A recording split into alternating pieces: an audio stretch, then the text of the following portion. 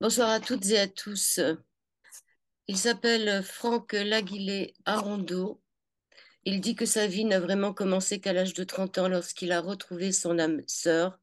À partir de là, il trouve le courage d'exercer pleinement sa passion, la photographie. Pendant plus de 10 ans, il rencontre des personnes et des lieux passionnants qui ouvrent son esprit et son âme. Ses photos voyagent et sont publiées dans de nombreux magazines. En 2011, il publie aux éditions Verlac un livre de photos intitulé Confidence au pluriel d'artistes au pluriel, raconte-moi ton lit, réalisé dans le but de dédramatiser l'hospitalisation et de montrer ces périodes souvent angoissantes de manière plus douce et poétique. Son mari en écrit le texte, puis toujours ensemble, ils créent la compagnie des 12 portes, une compagnie de théâtre encore en activité. Après 15 ans de plénitude, son mari tombe malade et quitte ce monde. C'est le titre du livre qu'il vient publier chez Mama Édition, La mort ne nous séparera pas. Bonjour, bonsoir, Franck Laguillet Arondeau. Bonsoir. Un, Bonsoir Noël. un livre intéressant sur ce qui se passe après, sur les messages qui peuvent arriver de l'au-delà. Vous dites que ce livre a été écrit à deux mains. Oui, oui, tout à fait, celle de mon mari et la mienne. En tout cas, j'en suis convaincu.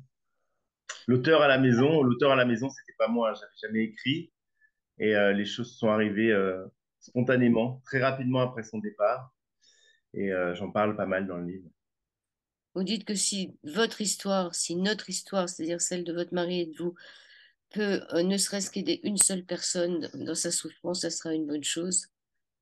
On repart en mars 2006, votre petite copine vous quitte après 5 ans de vie commune. À cette époque-là, vous aviez des crises d'angoisse dans les transports en commun, dans la foule. Ça venait de d'où ces crises d'angoisse? Bon, avec le recul, c'est peut-être parce que j'étais pas aligné, j'étais peut-être pas dans ma vraie vie, je me mentais beaucoup. Et comme quand on se ment, quand on n'est pas vrai, on se sent pas forcément bien non plus en soi. Enfin, Vous aviez presque 30 ans à l'époque, oui. donc Mhm. Oui, c'est arrivé 2, 3 ans avant cette séparation, où je me sentais plus en phase avec moi. Je savais que j'avais des choses à régler. Et donc, comme souvent dans ces cas-là, on somatise un petit peu. Et moi, c'était ce genre de phénomène. et ça s'est passé tout seul après, vous avez fait une thérapie. Non, du tout. En fait, ma thérapie, ça a été mon mari. J'ai rencontré mon mari et bizarrement, 2 mois après, tout est parti. Vous étiez tranquille, hein. Donc justement, après, vous recherchez l'homme idéal. Vous allez sur des sites gays de rencontres, c'est sympa, les gens que vous avez rencontrés. Vous avez beaucoup d'humour. Et vous finissez par rencontrer un Totol 79 qui a 27 ans à l'époque et qui termine ses messages en signant Bisous Franck. Vous Oui. vous demandez comment il connaît votre prénom, vous échafaudez tout un tas de scénarios de cinéma, c'est assez sympa. Vous finissez par le rencontrer. Et oui. Et en fait, il s'appelait Franck, tout Il simplement. s'appelait Franck comme vous. Donc, des fois, Voilà. on peut se dire, ouais, la personne, comment elle sait mon nom? Est-ce que, voilà, est-ce qu'elle a fait une enquête sur moi et tout ça. Ah C'est- ben, on fantasme beaucoup la chose à un moment donné. ouais. Mais en fait, non. La chose la plus simple au monde, il s'appelait aussi Franck. Alors, vous partez visiter Chartres, une ville que vous connaissiez pas pour votre première rencontre. Vous lui faites un gros mensonge. Mais ouais, je lui dis que je connais Chartres, bien sûr. J'ai même une amie là-bas. En fait, pas du tout. Donc, j'arrive dans le fin fond de la Beauce. Et puis, bah, mine de rien, je trouve ça assez sympa. Et puis surtout, je le rencontre. Et de là, voilà, de là, les choses vraiment commencent, en fait. On se rencontre ce jour-là et on se quitte plus ben, voilà, jusqu'à la fin. Ouais, depuis août donc 2006, vous l'avez plus quitté. Mais deux mois après votre rencontre, vous développez un cancer. Oui. C'est quand même, ce cancer, il va être hyper présent dans tout le livre. Et lui, il vous soutient beaucoup dans l'épreuve, hein, vous en sortez bien. Ben, en fait, moi, je viens de le rencontrer, donc je me dis, ben, il va me planter, quoi. 2 mois après, enfin, je découvre un cancer. Et non, en fait, il est là, il me soutient pendant les chimios, tout, il est là. Il me Il est soutient. là et il vous parle de sa mère et de son combat aussi contre la maladie de Charcot, qu'il a Oui, perdu quand il avait 18 ans. Donc, il a connu la mort très tôt, en fait. Sa maman est décédée de la maladie de Charcot, une maladie terrible, très, très lourde. Et il avait, lui, que 18 ans quand sa maman a été diagnostiquée. Bon, ça a duré quelques années, hein, elle est restée en vie 7 ans après son diagnostic, mais c'est vrai que la mort, et il connaissait, il savait la maladie, en tout cas, il savait ce que c'était. C'est vrai que ça l'a rendu tellement humain, tellement empathique envers les autres que ma maladie lui a pas fait peur. Non, surtout qu'il vous dit à cette époque-là qu'il savait qu'il ne vivrait pas longtemps. D'ailleurs, ça, Ouais, il savait, comme si c'était de famille. ouais, il était persuadé qu'il partirait tôt. Il me le disait, alors pas tous les jours, mais c'est vrai que c'était assez fréquent. Il m'en parlait comme pour me préparer un peu. Il monte sa première pièce quelques mois après, qui s'appelle Fin, comme la fin FIM, fin d'année. C'est les années qu'on se donne pour mourir, c'est ça? Avoir d'année de survie, c'est quoi cette fin? Ah, c'était peut-être inconscient ce titre. Mais en fait, cette pièce, il l'a écrite en quelques semaines après la disparition de sa maman. Et il l'a jouée plusieurs années sur Paris. Et je parle un petit peu de cette période dans le livre où c'est la période où je l'ai rencontré. Et ça a été nos années Montmartre, en fait, où lui, sa méthode pour oublier, en tout cas pas pour oublier, mais pour essayer de survivre à la mort de sa maman, ça a été de jouer au théâtre et d'écrire cette pièce et de la jouer. Alors, c'était quoi cette fin d'année? La fin d'année, non, c'était pas du tout ça.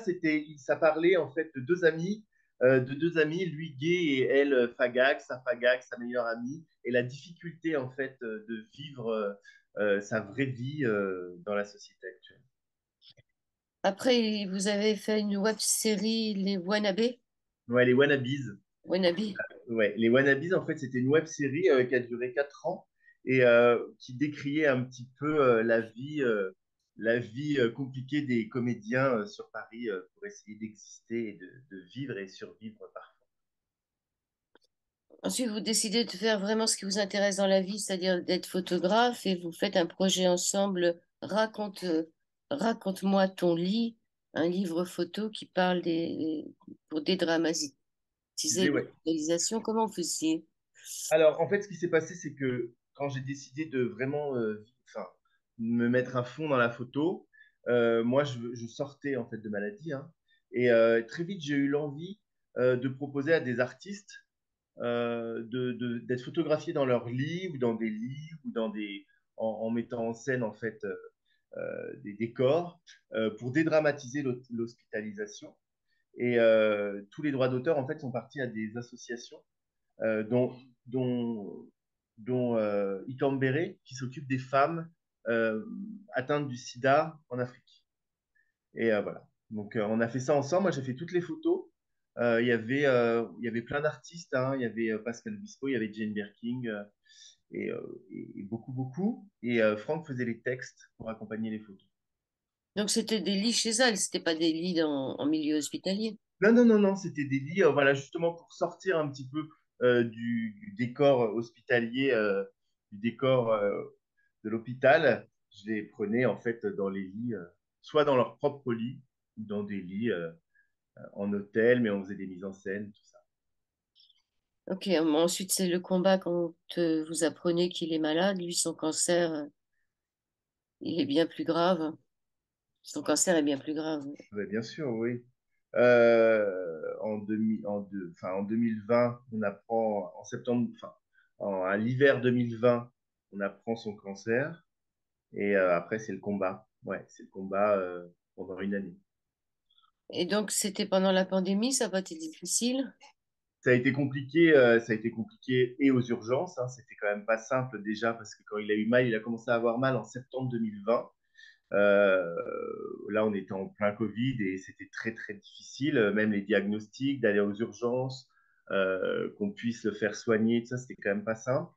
Et 3 mois après, en fait, après des analyses,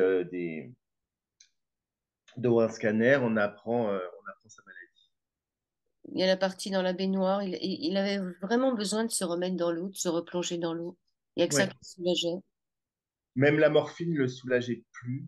Et il y avait vraiment que l'eau chaude, l'eau bouillante qui le soulageait. Donc c'était devenu un rituel, j'en parle un peu dans le livre, le soir, la nuit, il prenait des bains très régulièrement. Alors, c'est comme si on avait voulu vous prévenir parce que vous écrivez à la page 56, je ne pourrais pas expliquer exactement ce qui s'est passé à l'époque, juste l'impression de vivre un rêve éveillé. Cette nuit-là, au-dessus de toi, en train de dormir, j'ai vu une ombre noire te regarder. Paralysée de peur, j'ai voulu crier, mais aucun son ne sortait de ma bouche. Je sentais mon cœur battre la chamade, voulais me débattre et faire partir ce visiteur de la nuit, mais impossible de bouger, j'étais comme prisonnier à l'intérieur de mon corps. Combien de temps cela a-t-il duré? Impossible à dire, bien longtemps à mon goût. C'était la première fois que vous voyez une chose pareille. Ouais. C'était la première fois, c'était à peu près environ 2 ans avant sa maladie. Et ça a été perturbant pour moi parce que après coup, j'y ai beaucoup repensé et je me suis demandé, même si c'était pas un avertissement qu'on essayait justement de m'envoyer. Est-ce que vous n'avez pas pensé que vous auriez pu peut-être arriver à faire sortir cette ombre noire? Ouais, après avec des si, mais oui, bien évidemment, j'y pense et j'y pense encore aujourd'hui. C'est, mais à l'époque, vous savez, ça vous tombe dessus. Enfin, il y avait pas il y avait pas de message avant-coureur, il y avait rien. Je pouvais pas savoir. Moi, je savais pas trop, même si c'était pas un rêve éveillé. Enfin, c'est très perturbant, Vous vraiment. en avez parlé. Oui, oui, on en a parlé. On en a parlé. Alors, lui, bon, il a doucement ri en me disant, bon, bah, écoute, peut-être que tu as bu un apéro de trop hier soir. Donc, et c'est vrai qu'avec le recul, oui, oui, avec le recul, c'est perturbant. C'est pour ça que je l'écris dedans. Après, vous avez fait un rêve étrange le 2 janvier 2022, 2-2-0-2-2. Tout d'abord, un son de carillon a résonné, puis je me suis retrouvée dans le noir absolu. Et rapidement, j'ai pu apercevoir dans la pénombre mon père décédé s'approcher de moi. Il portait ton écharpe, l'écharpe de votre mari. Mhm. C'était étrange, j'avais l'impression d'être conscient tout en rêvant. Pris de panique, je me suis réveillée en sursaut. Voulait-il me prévenir? Cette question restera sans réponse. C'est ça. Et ça, c'était 2 jours avant son hospitalisation et il est décédé quelques jours après. Donc, ouais, c'est Donc là, troublant. vous saviez qu'il était malade. Là, on savait qu'il était malade et là, j'ai rêvé, enfin, ce rêve éveillé, encore une fois, où je vois mon père apparaître, c'est quelques jours avant sa dernière hospitalisation et quelques jours avant son départ. Ouais. Bon, on ne dira pas plus sur sa souffrance, on laissera au lecteur le soin de la lire. Et ce qui est intéressant, c'est que vraiment, vraiment à la fin de sa vie, vous rencontrez une infirmière, ou je sais plus si c'est vous ou lui, qui lui dit, c'est vous, je pense, non? Ouais, c'est un infirmier. C'était un Parce, infirmier. parce que, en fait, ce qui se passe, c'est que les derniers jours, il souffre énormément à l'hôpital. Bon, moi, j'ai eu la chance de pouvoir rester avec lui pendant sa dernière semaine. J'ai dormi là-bas, j'étais avec lui 24 heures sur 24. Et les derniers jours, on voit vraiment la souffrance, quoi. La morphine ne faisait pas effet et j'ai demandé, je leur ai dit, écoutez, c'est pas possible, faites quelque chose, faites quelque chose. Et là, l'infirmier est venu me voir, je me souviens, c'était une nuit, et il était dans le couloir et là, il m'a parlé un petit peu en me disant, mais écoutez, vous savez, faut le laisser, s'il part pas, c'est que c'est pas le moment. Et là, il m'a parlé, lui, de son expérience. Il a vécu, en fait, une expérience de mort imminente. Et il me dit, écoutez, vous savez, j'ai eu un accident grave. Je sais que la suite existe. Je sais que la lumière existe. J'ai vu la lumière. Laissez-le, laissez-le. S'il n'est pas parti, c'est qu'il n'est pas prêt. Donc, restez à côté de lui. Et c'est ce que j'ai fait. Le lendemain, j'ai demandé qu'on arrête les surdosages. Et, euh, et je suis resté présent avec lui. Et voilà, il est parti dans mes bras quelques jours après. Alors vous lui dites, mais vous y croyez à la lumière et à la vie après la mort, vous? Mm. Et il vous répond, je n'y crois pas, je le sais, il y a quelques années, j'ai eu un grave accident de la route, j'ai Oui. failli y rester. Lors de mon coma, j'ai vécu l'après-vie, j'ai vu la lumière, croyez-moi, il y a quelque chose après, continuez comme vous avez commencé. Soutenez-le jusqu'au bout. C'est courageux, hein, de rester près des gens comme ça qui s'en vont, hein. C'est pas... Oh, je sais pas, moi, les gens, alors j'ai fait une conférence ce week-end là, et on parlait de courage. Alors, moi, je l'ai pas du tout vécu comme un courage. Je trouve ça tellement normal et naturel. Je remercie le ciel d'avoir eu cette possibilité, cette chance d'avoir accompagné mon mari jusqu'au bout. Ça veut dire Vraiment. que vous n'avez pas peur de la mort, Non. ni de la vôtre, ni de celle des autres. Oui, non. Depuis que je l'ai vu, parce que je l'ai vu, j'en parle dedans, hein, j'ai fait une VSCD, euh, je l'ai vu, moi j'ai vu mon mari 6 à 7 secondes, et j'étais réveillé, là c'était pas un rêve, hein, j'étais vraiment réveillé. Et depuis ce moment-là, j'y crois plus, je sais que la suite existe. Oui, mais là, il était déjà parti quand vous l'avez vu. Bien sûr, il était parti. Voilà. Mais quand on accompagne quelqu'un qui est sur le point de partir, on a beau pas avoir peur de sa propre mort, on peut craindre pour celle des autres. Non, en fait, on a peur qu'il souffre, on a peur de la souffrance, mais de la mort. Après, c'est très égoïste. C'est vrai qu'on a peur du manque. Moi, mon mari me manque à chaque instant. Je l'ai tellement vu souffrir que, que non, moi, ce qui m'importe, c'est qu'il ne souffre plus. Et c'est la souffrance qui fait peur. Mais la mort en elle-même, moi, elle ne me fait pas peur. Alors, juste avant qu'il s'en aille, et peut-être même avant, vous lui faites promettre de vous envoyer des messages et de rester connecté. Ça, Ouais. c'était quelques jours avant qu'il parte, vous en aviez parlé déjà avant. On était assez ouverts spirituellement tous les deux. On y croyait fortement. Mm. Et alors, pendant sa maladie, on a évité de parler de tout ça. Moi, on était vraiment dans le combat, hein. Moi, j'avais mon petite armure de soldat. Il était hors de question qu'il parte. Sauf que, ben, à un moment donné, il faut bien se rendre à l'évidence. Et les derniers jours, surtout le dernier jour, avant qu'il tombe vraiment dans le coma, on se fait cette promesse de rester connecté après. Et les messages arrivent rapidement, puisque le lendemain de l'enterrement, le premier jour après, vous avez le fond d'écran de votre ordinateur qui change. De mon téléphone, ouais, mon téléphone change. Un fond d'écran qui était le même depuis très longtemps, une photo de mon jardin, change dès le lendemain, ouais, ouais, le lendemain de son enterrement. Et c'est l'univers, en fait. C'est le fond d'écran et l'univers. Alors, un peu affolé, je descends. Ma mère était là parce qu'elle était venue, elle était restée à la maison quelques jours. Donc ça, je lui montre. C'est le premier signe. Alors je me dis, bon, c'est peut-être une coïncidence, c'est peut-être, vous savez, dans ces cas-là, bon, c'est le hasard, c'est plein de choses possibles. Et puis après, les autres signes arrivent rapidement, notamment le papillon en plein hiver. Et donc, Alors, le fond d'écran, moi, ça m'a parlé parce que quand ma mère est morte, le lendemain matin, mes deux ordinateurs, mais je parle d'un ordinateur portable et d'un ouais, ordinateur, une tour, écran noir. ouais. Impossible, écran noir, c'est-à-dire impossible de rien faire. Mais en fait, en plus, il joue beaucoup avec la technologie. Alors regardez, vous voyez, c'est toujours le même. C'est ça. C'est- C'est, voilà. Il a apparu tout seul. Et le papillon, donc, ce papillon, il a quand même beaucoup compté dans votre vie. Ah oui. Bah, en fait, ce papillon a déclenché tellement de choses par la suite. Ça, c'est 15 jours après son départ, à peu près. Je marche parce que depuis, je marche, ça me fait du bien. Et on est en plein hiver. Et sur le trottoir, un papillon, mais un papillon, bah, comme c'est le papillon qui est sur la couverture, hein. C'est ce papillon-là, Ouais, vous voyez, ouais. en mois de janvier. Il est par terre, je m'approche du papillon, il se pose sur moi, il reste sur moi jusqu'à la maison, je le pose sur une plante et je l'oublie un petit peu. Et 2 jours après, suite à une conversation un peu houleuse, familiale, on va dire, il ressort et il reste avec moi, il ne me quitte pas pendant 3 semaines, en plein hiver. Et de là, plein de choses arrivent, dont l'envie d'écrire. Et voilà. Et là, vous écrivez trois textes à la suite Mm. qui sont dictés, on peut dire. Oui, tout à fait. Tout à fait.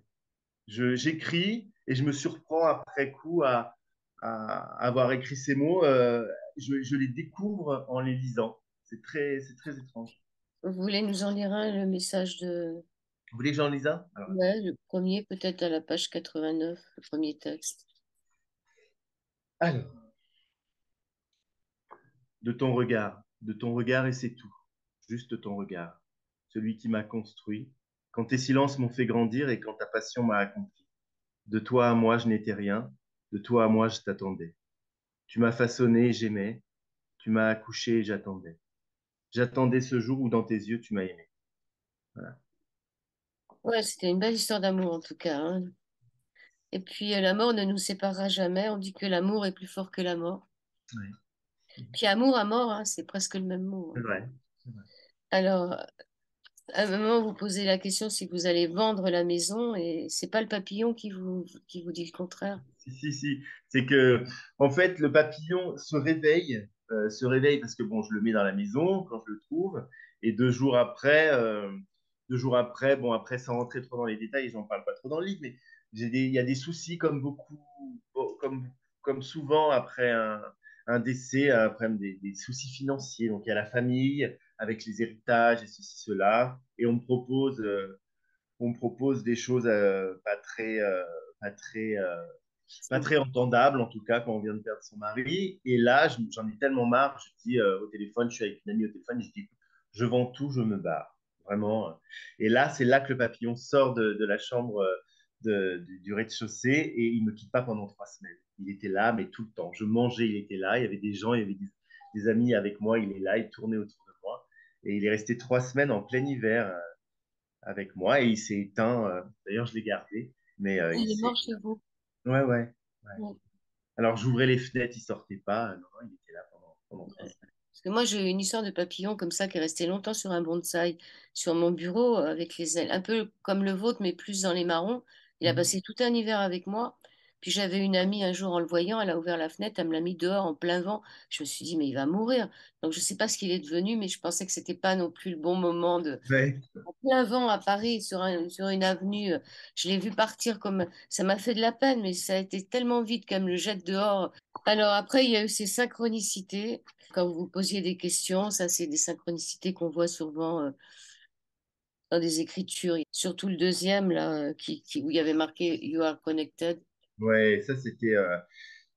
En fait, quand j'ai eu besoin d'aller chercher l'attestation de décès à la mairie d'où il était décédé, c'était juste à côté de l'Institut Curie où il est décédé. Et il fallait donc du coup que je refasse le même trajet qu'on faisait tous les 15 jours parce que je l'accompagnais, moi je l'ai toujours accompagné du début à la fin. Et c'était assez compliqué. C'est vrai que j'appréhendais un petit peu ce moment. Et donc, sur le chemin, alors que j'étais vraiment pas au top, un camion me double et sur la publicité, c'était un œil bleu et avec marqué We are connected. Voilà, nous sommes connectés. C'était notre promesse, en fait. C'était vraiment la promesse avant qu'il parte. Donc, c'était Vous assez dites qu'il a été troublant. gâté quand même parce que vous l'avez beaucoup suivi dans toutes ces séances de chimio et tout, alors qu'il y a des gens qui sont seuls pour combattre la maladie. Et ça doit être vraiment dur. C'est terrible, hein, parce que ben, je les voyais, moi, du coup, ces personnes-là. Je les voyais quand j'accompagnais mon mari. Et j'ai vu des gens dans des chambres partir seuls, ouais. Je pense on a un vrai travail à faire là-dessus, sur l'accompagnement en France. Après, vous vous posez des questions hein, par la suite. Vous vous demandez est-ce qu'il y a vraiment un contrat d'âme? Ouais, ben, on se pose des questions parce que quand les messages arrivent, en plus, on essaie. Alors, moi, je suis assez ancré quand même, donc je veux des réponses, je veux savoir, donc je creuse, je rencontre des gens. euh, des médiums, alors pas au départ, j'ai pas rencontré des médiums, c'est une amie qui a été consulter un médium pour moi. Et j'en parle un peu dans le livre, je résume un petit peu ce qu'il dit. Mais j'ai rencontré donc une magnétiseuse qui m'a aussi formé à l'énergétique et au magnétisme. Et puis j'ai aussi fait une hypnose régressive. Donc toutes ces choses-là m'ont aidé à comprendre certaines choses aussi, du pourquoi, du comment. On veut comprendre. Moi, je voulais comprendre pourquoi il part à 42 ans, qu'est-ce qui s'est passé, quoi. Et ouais, Oui, puis vous dites aussi que votre corps aussi a changé. Il ressent des choses nouvelles. Vous avez commencé par capter des voix, ta voix, peu de temps après ton départ, dans des moments de télépathie. Beaucoup diront que c'est le fruit de mon imagination ou pire, que je perds la tête. Mais moi, je sais que c'est bien réel. Vous entendez encore des voix? ouais. Bon, j'ai été voir un psy depuis, il m'a rassuré. Je ne suis pas. Au départ, j'entendais sa voix. Oui. Mais j'entendais pas sa voix à l'intérieur de moi, donc je me dis, c'est ça qui me faisait peur, c'est que quand je l'entends, je l'entends derrière mon oreille droite. Et donc c'est sa voix que j'entends et que j'entends encore parfois à des moments clés comme ça. Et sinon, après, par la suite, il y a eu d'autres voix, j'ai entendu d'autres voix, j'entends d'autres voix. Vous regardez ce qui se passe dans le magnétisme, dans la médiumnité. Il y a quand même un message qui vient de lui par l'intermédiaire d'une médium. Oui. Et l'hypnose régressive, vous pouvez nous en parler? Vous avez fait 2 séances. Ouais, alors l'hypnose régressive, c'est passionnant. Je rencontre un thérapeute donc, qui propose des hypnoses régressives. Je l'appelle et on en parle quelques semaines. Et je fais cette hypnose avec lui. Et très vite, je me sens projeté dans une époque qui n'est pas la mienne, qui est dans un décor par contre que je connais, qui est quand même plus ou moins Londres, mais avec pas la même époque. C'était plus fin 19e. Et de là, en fait, de ces paysages, Franck arrive, hein, je vois Franck arriver, me guider, et, euh, et petit à petit, je vois des décors intérieurs dans un appartement londonien en feu, et je me vois partir dans ce décor et dans ce feu. Et là, Franck comment dire, m'élève, il me fait voir la maison du haut, comme ça, en feu, et me dit, c'est là qu'on est mort, on est mort ici. Et c'est troublant parce que du coup, alors moi, je peux pas bouger, je suis sur mon fauteuil, comme ça, je peux vraiment pas bouger. Et tout défile en fait en moi, et c'est troublant. Et de là, après cette séance, on en parle beaucoup avec le thérapeute, quelques semaines aussi plus tard, hein, le temps de digérer aussi l'information. Et le constat est que oui, forcément, en fait, on n'a pas réussi à vivre l'un sans l'autre, on est partis ensemble, et que peut-être là, sur cette vie, j'ai des choses à faire sans lui. Ouais, donc vous êtes morts ensemble. Dans la deuxième hypnose que vous faites, vous étiez un couple traditionnel, hein, Ouais. homme-femme. Oui, oui, homme-femme. Voilà. Et cette hypnose régressive, vous l'avez faite chez vous ou vous vous êtes déplacé? Ça a été fait par Zoom ou... Non, non, non, je me suis déplacé, c'était dans son cabinet. C'est important, en plus, moi, j'avais jamais fait, donc je voulais pas le faire par Zoom, ça m'aurait pas, je pense que ça aurait pas marché. Non, j'ai été à son cabinet. Et le moment où vous avez vu Franck, je dirais en os, dans un fauteuil chez vous alors qu'il était mort, c'était après, c'était après. Oui, ça c'était après, c'était en juin, c'était le 2 juin, donc quelques mois après son décès. C'est dans une méditation parce que je médite pas mal personnellement aussi. Et c'est à la fin d'une méditation, en ouvrant les yeux, vous savez, quand on sort de méditation, de relaxation, voilà, on se dégourdit un petit peu le corps et on ouvre les yeux. Et c'est en ouvrant les yeux qu'il était devant moi. Et ça a duré 6 à 7 secondes. Donc j'étais bien réveillé. Il était devant moi dans le canapé. Alors, un peu, la forme était étrange, c'est que il s'était reproduit, mais en plus petit.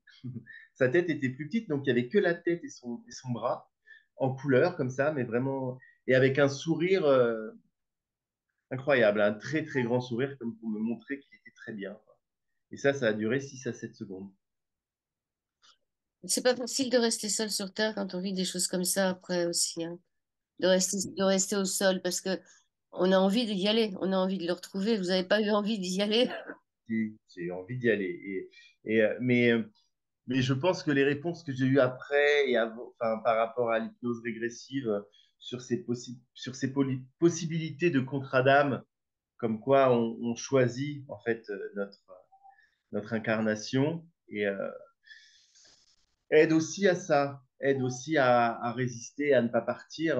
Moi, je pense que c'est pas mon heure encore. Je pense que si je suis là, c'est que j'ai encore des choses à faire et que Oui, puis après les lectures akashiques, c'était en même temps que l'hypnose régressive ou c'était quelqu'un de plus? c'était C'était en pas la même même. C'est pas la même personne. Je me suis formé aux lectures akashiques et qui m'a permis aussi, ouais, ouais, de comprendre un petit peu mieux les contrats d'âme, les vies antérieures, euh, comprendre le pourquoi on est ici, pourquoi on vient sur Terre. Euh, Tout ça, ça aide aussi. Quand vous me demandiez si j'ai pas envie de le rejoindre, si, si, bien sûr que si. temps. Mais Pas je le pense droit. que. Mais Vous n'avez pas, comment? vous avez pas vraiment le droit. J'ai pas le droit et pas le choix. Il faut Ouais. jouer le jeu jusqu'au bout. Oui, c'est ça. La vie, c'est une longue pièce de théâtre, quoi. Donc, il y a des gens qui rentrent, qui sortent, et puis il y a les rôles principaux qui sont pour moi mon mari et moi. Et voilà, je pense que j'ai encore quelques actes à jouer avant de partir. Et dans les lectures akashiques, on peut aussi voir ce qui va arriver, c'est-à-dire ce qui va advenir. Ouais, on peut voir la suite. Moi, j'ai plus été sur le passé, en fait. Alors, j'y ai pas trop été, mais j'y ai été pour voir, pour essayer de dénouer certaines choses et comprendre certaines choses. Ouais. Mais on peut effectivement aller dans le futur. Et donc, vous avez plus envie d'en savoir plus sur le passé.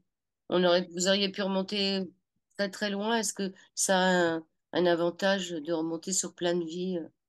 Après, tout dépend. Je sais qu'on en a eu plusieurs parce que depuis j'ai appris d'autres choses depuis la sortie du livre parce que j'écris un nouveau livre et du coup, je note dedans. Il m'est arrivé quand même d'autres choses depuis. Donc, j'ai appris qu'on avait vécu plusieurs vies ensemble et que malheureusement, on n'arrivait pas à vivre l'un sans l'autre. Et bizarrement, sur cette vie-là, on le disait, hein, c'était notre phrase, c'était jamais l'un sans l'autre. Et le problème, c'est que je pense qu'on a eu des vies comme ça où on a eu du mal à vivre l'un sans l'autre et que là, il va falloir que je vive sans lui. Oui, enfin bon, paraît-il que c'est une infime partie du temps, notre vie terrestre, donc C'est rapide. il faut, voilà. Après, vous avez fait le grand saut, hein. Vous avez commencé à travailler à mi-temps, je crois, sur votre boulot pour tenter de devenir thérapeute. Alors, oui, alors du coup, j'ai voulu me mettre à mi-temps et du coup, j'ai carrément pris une dispo. J'ai pris une dispo parce que je voulais m'installer. Et puis, les choses ont fait que j'ai attendu un petit peu parce qu'il y a eu la sortie du livre et je voulais, voilà, et j'ai eu des propositions de conférences et tout ça. Donc, j'ai voulu me garder mon année, en fait, pour porter le bébé, donc c'est-à-dire pour porter le livre et m'installer que l'année prochaine. Donc, je m'installerai en septembre de l'année prochaine. Et puis, je voulais attendre pour mûrir aussi le projet, pour rencontrer des gens, pour faire les choses aussi. Je fais beaucoup les choses gratuitement pour le moment. Je rencontre les gens. Je continue ma formation. Je me forme après ma formation. Je voulais pas précipiter les choses et je m'installerai qu'en septembre de l'année prochaine. J'ai une formation d'énergéticien, de magnétiseur énergéticien et de lecture akashique. Voilà, pour aller lire dans, nos, dans nos bibliothèques akashiques. Et là, c'est une formation qui est longue.